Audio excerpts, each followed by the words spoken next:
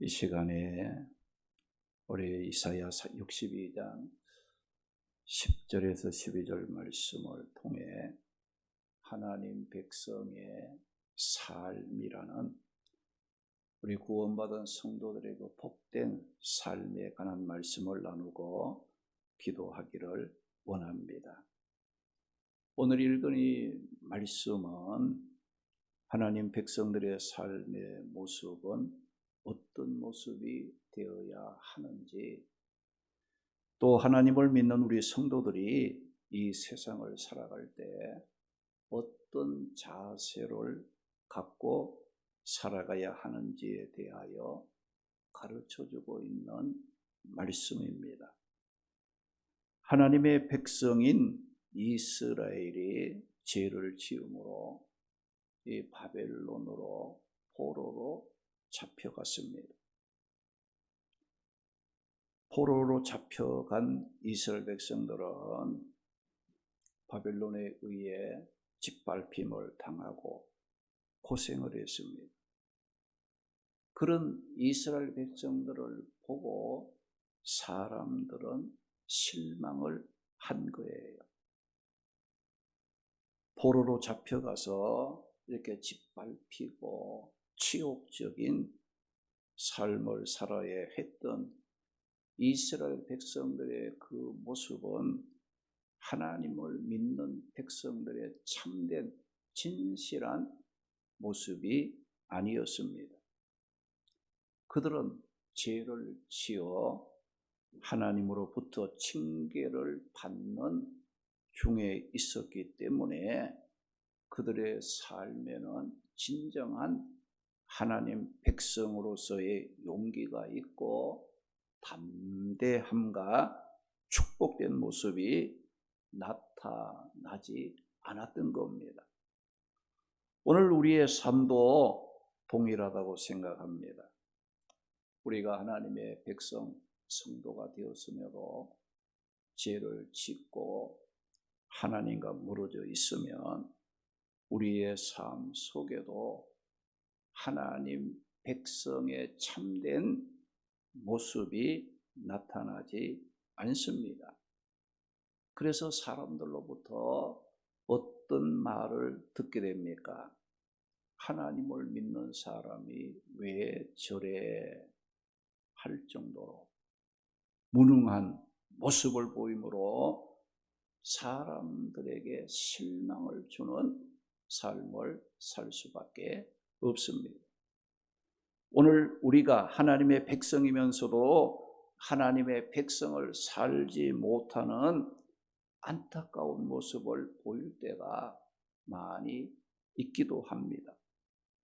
우리는 진정 하나님의 백성의 삶을 회복해야 하겠습니다. 그러면 구원받은 하나님의 백성의 삶은 어떤 삶인가? 하나님 백성의 삶은 하나님 안에서 할 수 있다는 창조적인 삶입니다. 오늘 본문 10절 말씀을 보게 되면 성문으로 나아가라 나아가라, 백성이 올 길을 닦으라, 큰 길을 수축하고 수축하라, 도를 제하라, 만민을 위하여 기치를 들라고 말씀을 했습니다. 이 말씀은 하나님께서 포로 중에 고통을 당하고 있는 이스라엘 백성들에게 이사야 선지를 통해서 바벨론 포로로 실망하고 있었던 이스라엘 백성들에게 하나님 백성의 삶이 어떤 삶인가를 가르쳐주고 있는 말씀입니다. 이스라엘 백성들은 처음이 포로로 바벨론에 잡혀갈 때는 곧 고국으로 다시 돌아갈 것이라는 기대감을 갖고 있었기 때문에 처음에는 걱정하지도 않았습니다. 그런데 시간이 흘러도 고국으로 돌아갈 희망이 보이지 않자 그들의 마음에는 어떤 생각이 들었느냐? 우리가 하나님의 백성이지만 이제는 끝났다고 낙심하며 절망에 빠졌습니다. 이렇게 이스라엘 백성들이 이제 끝났다고 생각을 하고 절망하고 있었을 때에 하나님께서 이사야 선지를 통해서 이스라엘 백성들에게 주신 말씀이 바로 오늘 본문 10절 말씀이에요. 성문으로 나아가라, 나아가라. 백성이 올 길을 닦으라. 큰 길을 수축하고 수축하라. 도를 제하라. 만민을 위하여 기치를 들라고 말씀해 주셨습니다. 이 말씀은 무슨 뜻입니까? 이스라엘 백성들은 고국으로 돌아가고 싶어도 바벨론의 성문들은 그들을 돌아가지 못하도록 이 성문마다 굳게 닫혀 있었습니다. 그래서 이스라엘 백성들은 자신이 돌아갈 수 없도록 길을 막고 굳게 닫혀 있는 바벨론의 성문들을 보며 낙심하고 절망하고 있었을 때에 하나님께서 그들에게 하신 말씀은 굳게 닫힌 성문으로 나아가라, 나아가라고 말씀을 했어요. 그리고 너희가 나아갈 큰 길을 수축하고 만들라고 말씀했어요. 그리고 돌아갈 때 그냥 돌아가는 것이 아니라 승리의 깃발을 들고 당당하게 나아가라고 말씀을 하신 겁니다. 사실 이스라엘 백성들은 바벨론 포로로 짓밟히고 돌아갈 길이 보이지 않도록 이 바벨론의 성문들이 굳게 닫혀 절망할 수밖에 없는 형편에 놓여 있었지만 하나님께서는 이스라엘 백성들에게 어떤 생각을 하고 어떤 꿈을 꾸고 어떤 자세를 가지라고 말씀하십니까?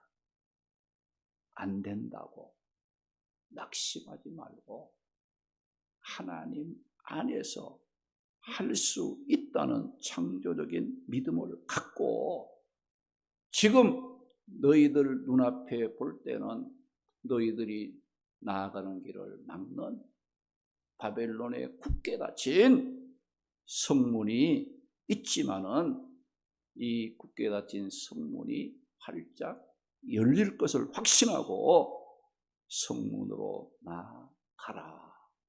또 너희들이 포로에서 해방을 받아 돌아갈 길을 수축하고 만들라. 길도 조그만 게 아니에요. 큰 길을 만들라고 했어요. 그리고 깃발을 들고 이제 고국으로 돌아갈 그런 희망적인 생각과 꿈을 가져야 된다. 그 말씀을 하신 거예요. 이런 모습이 하나님 백성들의 삶의 모습이라는 겁니다. 하나님 안에서 할 수 있다는 창조적인 삶이 하나님 백성의 삶입니다. 분명 하나님을 믿는 하나님의 백성들에게는 낙심이 되기도 하고 절망이 될 만한 많은 일들이 우리 앞에 놓여 있을 수 있습니다. 성도들은 낙심하고 절망할 만한 현실을 만났을 때 어떤 자세를 보여야 하는가? 굳게 닫혀 꿈쩍도 하지 않는 성문과 같은 장애물이 있을지라도 우리의 길을 막고 있다 할지라도 하나님 안에서는 할 수 있다는 창조적인 믿음을 갖고 최선을 다하는 삶을 살아야 합니다. 왜 그렇게 해야 합니까? 빌립보 4장 13절 말씀에 보면 내게 능력 주시는 자 안에서 내가 모든 것을 할 수 있느냐고 말씀하셨기 때문입니다. 그리고 마태복음 7장 7절 8절 말씀에 보면 구하라 그리하면 너희에게 주실 것이요 찾으라 그리하면 찾아낼 것이요 문을 두드리라 그리하면 너희에게 열릴 것이니 구하는 이마다 받게 되고 찾는 이는 찾아낼 것이고 두드리는 자들에게는 열린다고 예수님께서 약속의 말씀을 주셨기 때문입니다. 하나님 안에서 할 수 있다는 이 창조적인 믿음을 갖고 우리가 기도하고 우리가 최선을 다하면 하나님께서 우리의 길을 만들어 가신다는 것을 믿으시기 바랍니다. 하나님의 백성에게는 낙심이나 절망은 없습니다. 왜 그런고 하니 누가복음 18장에 보게 되면 세상적인 배경도 없고 물질도 없었지만 이 불의한 재판관의 마음을 움직여 자신의 그 원한의 문제를 해결한 여인의 믿음을 볼 수가 있습니다. 이 여인에게는 풀어야 할 원한이 있었지만 세상적인 힘으로는 자신의 문제를 해결할 능력이 없었습니다. 그러나 그에게 있는 것은 뭐가 있었느냐? 하나님 능력 안에서 할 수 있다는 창조적인 믿음이 그에게 있었다는 거예요. 이 여인은 자신이 상대해야 할 재판관이 불의한 재판관이기 때문에 자신의 그 원한을 풀어달라고 애원할지라도 틀림없이 이 재판관은 불의하기 때문에 나의 애원을 거절할 줄도 할 것을 알았습니다. 그럼에도 불구하고 이 여인은 자신이 믿는 하나님의 능력 안에서 할 수 있다는 믿음을 갖고 불의한 재판관을 찾아갔습니다. 이 여인은 뭘 알았습니까? 지금까지도 자신과 같이 세상에 어떤 힘 없는 그런 사람이 문제를 해결하기 위해서 이 불의한 재판관을 만나러 갔지만은 지금까지 나같이 연약하고 힘없는 사람의 문제를 해결해 준 재판관이 아니었다는 것도 알았어요. 내가 이 원한을 갖고 재판장에게 찾아갈지라도 그 재판관은 나의 이 원한을 풀어주지 않는다는 것도 이 여인은 알고 있었던 것입니다. 여러분, 이 여인에게는 어떤 믿음이 있었느냐? 나는 힘도 없고 내가 상대해야 될 재판관은 불의해서 지금까지도 나 같은 약한 자의 원한을 풀어준 적도 없고 지금도 내가 찾아갈지라도 그 재판관은 내 원한을 풀어주지 않는다는 것까지라도 알았지만은 그러나 그는 찾아갔다는 겁니다. 그런데 이 불의한 재판관을 매일 찾아갔던 여인의 원한은 어떻게 됐느냐? 풀림을 받을 수밖에 없었다는 거예요.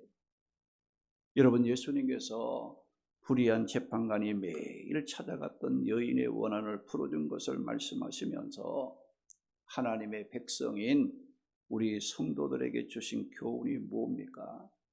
누가복음 18장 7절에 보게 되면 하물며 불의한 재판관도 매일 믿음을 갖고 찾아와서 자기 원한을 풀어달라고 애원한 그 여인의 원한을 불의한 재판관도 풀어 주었다면 하물며 하나님께서 그 밤낮 부르짖는 택하신 자들의 원한을 풀지 아니하겠느냐? 그들에게 오래 참으시겠느냐? 내가 너희에게 이르노니 속히 그 원한을 풀어 주리라고 말씀해 주셨습니다. 우리가 하나님의 백성으로서 창조적인 삶을 살기 위해서 끝까지 놓치지 않고 기억하고 붙잡아야 할 믿음이 있습니다. 첫째는 나는 하나님이 구속하신 거룩한 백성이라는 믿음을 가져야 합니다. 둘째로 내가 하나님의 백성 된 이상 절대로 버림받지 않도록 하나님께서 내 배후에서 구원자가 되시고 축복의 근원이 되어 주신다는 믿음의 확신입니다. 셋째로 나는 하나님의 백성으로서 때로는 악한 세력에 의해서 조롱도 받고 비웃고 핍박을 받을 때 하나님은 반드시 하나님의 백성을 조롱하고 핍박하는 악한 세력들을 하나님께서 반드시 심판하신다는 이 믿음의 확신이 우리에게 있어야 하나님의 백성으로서 하나님 안에서 창조적인 능력 있는 삶을 살아가게 된다는 겁니다.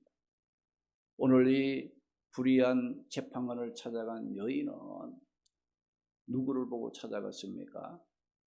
불의한 재판관을 보고 찾아간 것이 아니에요. 그 여인은 누구를 봤느냐?